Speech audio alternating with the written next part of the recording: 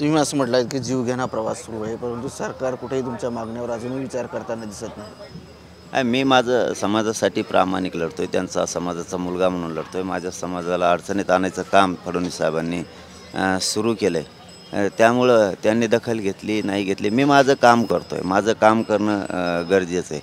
जसं आपण शेतात आपलं दर दिवस चक्कर मारणं आवश्यक आहे, काम करणं आवश्यक आहे. तसं मी माझ्या समाजासाठी 24 घंटे काम करतोय.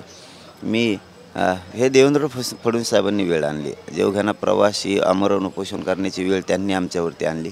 समाजाला न्याय मिळत असूनही देत नाहीत. आमच्या लेकरांचं वाटोळं करायला ते निघालेत.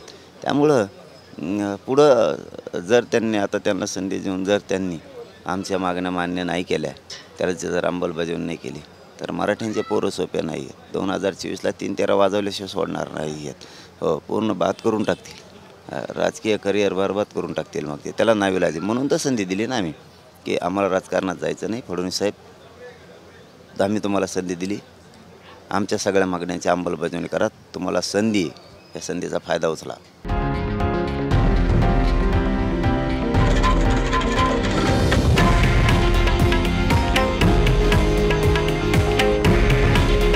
हे आहे देशातील नंबर 1 न्यूज नेटवर्क आणि आपण पाहत आहात TV9 मराठी.